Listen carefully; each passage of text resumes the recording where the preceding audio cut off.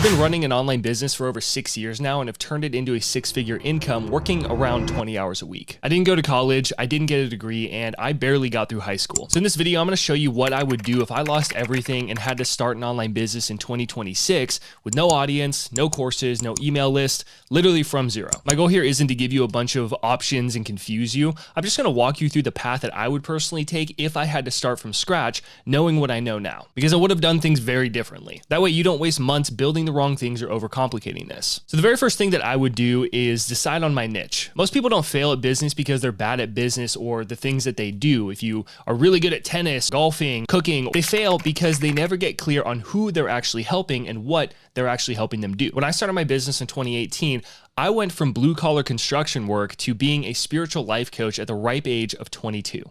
Yeah, I was that guy. I struggled for years to get clients, not because I was bad at coaching or the fact that I was 22, because people still paid me, but it was because I thought that a niche was some label or identity instead of what it actually is. Back then, I was trying to help everyone. I had one client with relationship problems and another one that just wanted more confidence in their life, and then another one that had career problems and was trying to run a business. And because I wasn't specializing in anything specific, I wasn't really known for anything, which made my business harder to market. Things didn't really change for me until I moved into the performance and productivity space. Now the message was really simple. I was helping entrepreneurs and business owners work less and get more done. That was way easier to explain, easier to sell, and easier for people to say yes to because it was a clear problem. I'd work with coaches, entrepreneurs, business owners, even sales professionals who were just drowning in work or their tech was a total mess, and I would help them clean it up and be more efficient. Instead of getting confused by the word niche, just replace it with the word problem, because a niche is just a specific problem.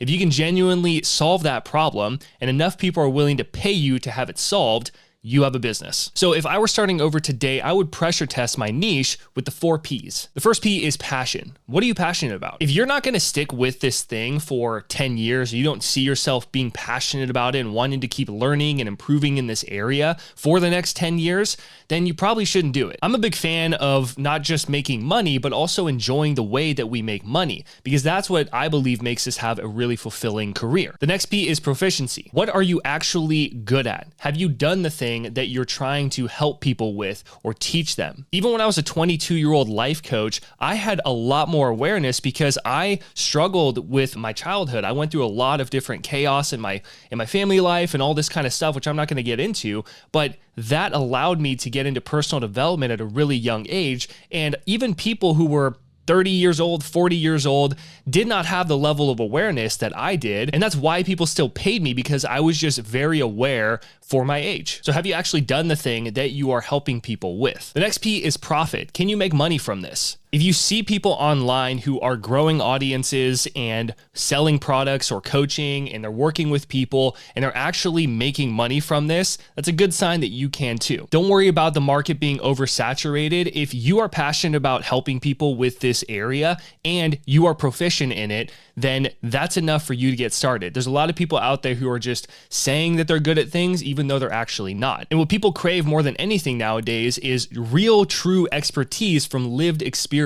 If you've actually grown and scaled a business and had a multi-million-dollar exit, then you can help other people get to that position as well. So just make sure that you know other people are paying for products like what it is that you're trying to create. And if you've paid for those products, that's a good sign that you can make money from it. The last P is perspective. What is your unique perspective? That last one matters a lot more than most people realize, because your perspective is what separates you from everybody else talking about the same thing. Don't just be a fitness expert. Help men over 40 lose weight. Don't just be a personal finance expert. Help UK retirees age 55 to 65 plan for retirement. Your profitable niche sits in the middle of all 4 Ps. If you don't have your niche dialed in, everything else in your business will be harder. That's why this is the first thing that I would lock in. And once I got my niche dialed in, I would move on to step number 2, which is to set up the business. Before you worry about content, branding, or fancy logos, there's one question that you really need to answer. Can someone easily pay you? When most people start an online business, they spend way too much time trying to set up the business and make it perfect instead of just setting up a simple way to get paid. They're worried about logos, websites, business cards, and picking the perfect tools, but that doesn't matter as much as people think. Early on, the goal isn't to build the perfect business right out of the gate. The goal is to make it stupid simple for people to say yes and give you money. So if I were starting an online business again, I would just focus on these 4 things. First, setting up a business entity as in LLC or sole proprietorship. When I first started, I did a sole proprietorship because it was easy. I'd make sure I have a way to accept payments, a calendar booking link, and a checkout page, which is totally optional, but I think it's really ideal. Now, the tool that I would personally use if I was starting over right out of the gate would just be Kajabi. Kajabi is the main tool that I use to run my current 6-figure online business, from my website, my courses, email marketing, literally everything. It's all in one, so you don't need to duct tape a bunch of different tools together, and it's a super simple tool once you get the hang of it. So I would just start with that. I'd make a simple checkout page, connect payments, and make it easy for someone to book a call and enroll. And that's it. And by the way, if you want an extended 30-day free trial of Kajabi plus some awesome bonuses to help you get set up faster, I'll drop a link down right below this video. I'm gonna give you a course that shows you everything I've done to set up my 6-figure business so you could do it right out of the gate. And you also get a one-on-one call with me where I'll sit down with you and answer any questions about business or Kajabi. Bottom line here is don't get lost in the weeds with everything that you need or think you need to run a business. Just make it really easy to get paid for now, and you can focus on the other stuff later, like your website, courses, and all that kind of stuff. So once I got my business set up, the next thing I would do is start working with people one-on-one. When I started my online business, I thought that I had to have a course, a funnel, and a big audience to start making money. But now I know that that's not true. What you actually need is proof. Proof that you can get someone the result that you say you can get them and that people would actually pay you for it. The fastest way to get both is one-on-one coaching. Before you ever start thinking about passive income, you have to get comfortable with active income. So by working with people one-on-one, you make money way faster. You learn what people actually want and you build confidence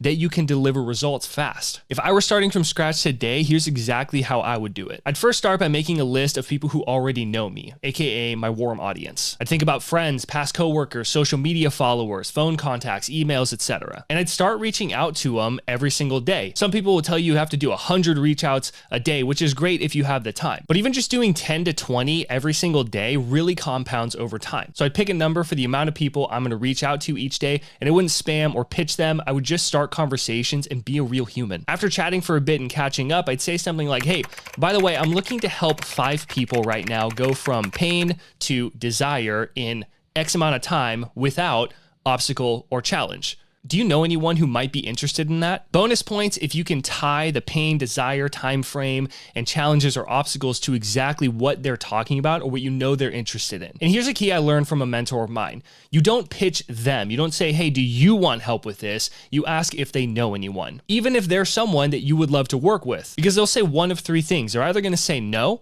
I know someone, or that's me. And that last one happens a lot more than you might think. One of my clients, Jason, did this exact thing for a new futures trading offer, and he made $8,000 in just a few weeks. And he had 0 online business experience when he started. He just knew how to do futures trading. Jason started earning money really fast in his online business by simply talking with the people that he already knew. And if I could restart, I'd work with people for free or at a really low price just to get undeniable proof. Because once people are getting results, raising your prices becomes obvious and natural. If you skip this step, everything else in your business becomes harder and slower. So after I'm starting to work with a few people, then I'd move on to the next step, which is creating an online course. Here's a reason why so many online courses never make money. When most people think about starting an online business, they usually jump straight into building a course as the first thing that they do. They'll disappear for months, record a bunch of videos, and hope that somebody buys when they put it out there. But the problem there is that they're building it alone in isolation with no proof that what they're teaching actually works or that people even want it in that format. They're just kind of guessing. What I've learned over time is that a course works best after you've already helped real people get real results from the frameworks, and that's why we do one-on-one coaching first. So instead of building a course first, I'd use a course to enhance my coaching experience. I'd build it inside of Kajabi and prescribe lessons to my clients between calls, so I'm not repeating myself or spending half of the session teaching when we could be working. That's the job of the course. The course would have the same frameworks and transformation as my coaching, just in a do-it-yourself format. And everyone who works with me one-on-one is going to automatically get access to that course in Kajabi when they sign up through my checkout page. Once clients are getting good results from the course itself, selling it as a standalone course becomes way easier because it's already proven to work. This way, your course isn't a gamble, it's an asset. Later on, you can sell this on its own as a do-it-yourself program or couple it with a paid community to create more more scalability. When you build your course alongside your coaching, you end up building a better program faster, and you'll actually know it works on its own. While I'm coaching clients and building that course, there's one other thing that I would be doing at the same exact time, and that's building my email list. Most people confuse getting attention with actually building a business. But if attention were enough, there wouldn't be broke content creators with millions of followers. Social media can get you seen, but it doesn't guarantee that you're going to make money. If I were starting from zero, I wouldn't be concerned with going viral or posting everywhere. I'd be focusing on building something that I actually own. And that's why I would start building an email list right away. An email list gives you a direct line to people who care about what you're building. And as it grows, it gives you more warm traffic to reach out to and help through coaching or offers. Here's how I would approach building my email list from scratch. First, I would pick one platform to create content on, and I would begin creating content that answers real questions inside of my niche. Personally, I would focus on YouTube because it's free, it's searchable, evergreen, and it keeps working long after you hit publish. I still get leads and sales today from videos that I posted from over a year ago. Each week, I would focus on one solid long form video on YouTube. And then I'd use a tool like Opus Clip to turn it into short form content, so I'm not on a content hamster wheel every single day and having to always be coming up with something new. Pro tip, I would batch 4 videos at a time so I stay ahead and don't burn myself out. The content really has one job, and that's to get me discovered by the right people and move them onto my email list. To do that, I would create a simple lead magnet that solves one small, specific problem related to my offer, not a PDF that grazes over everything. For example, if my core offer was helping people create and sell online courses, the lead magnet would just be helping them figure out a profitable course idea. This fully solves one persistent problem and naturally opens the door to the next problems that my core offer helps them with. If I can help you go from having hundreds of course ideas floating inside your head to picking the single most profitable one that you know is going to be the best course idea, you're going to trust me more because I actually helped you get that clarity. But now we have new problems. How am I going to write the sales page? How do I structure the lessons? How do I structure the course itself? What are the best tools that I use? And all of those other problems are what I address and solve inside of my paid program. That's the way that we should be building lead magnets. From there, I would promote that lead magnet in every piece of content and email my list 1 to 3 times per week, focusing on building real trust until I hit around 500 subscribers. At that point, my course is already proven with coaching clients, and I have a warm list of people who want more, which is exactly what you want before you launch anything. So once I got to that point, then I would launch my course to my list. Back in the day when I would create a course, I would just publish it.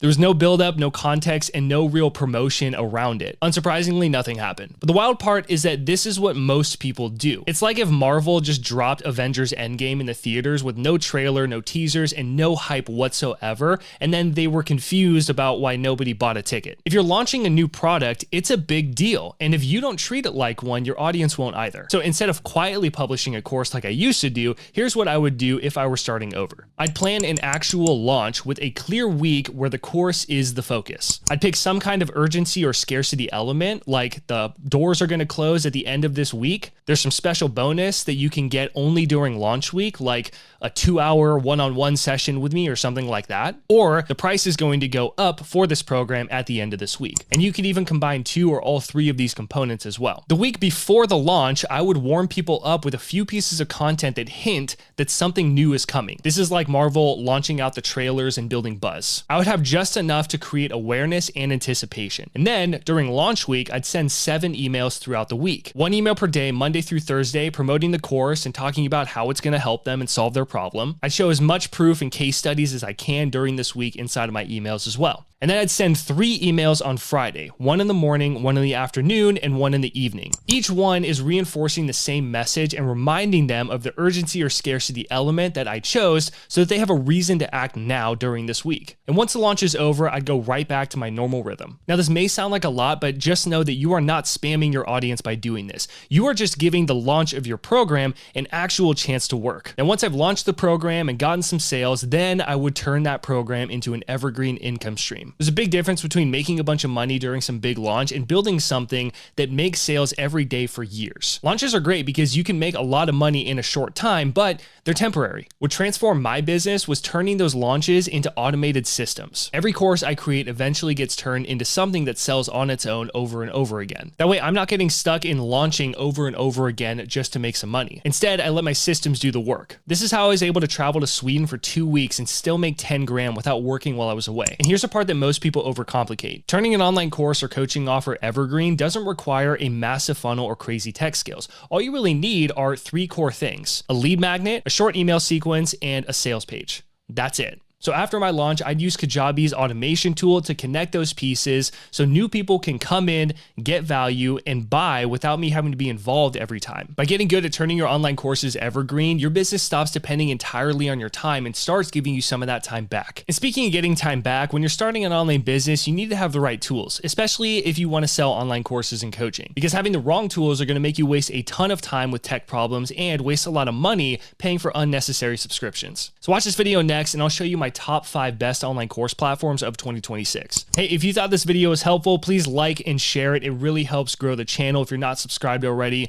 please do that as well. And if you have any questions or comments, leave a comment down below and I will get back to you as soon as I can. As always, take what you learned here, get out there, make something happen. I'll see you in the next one.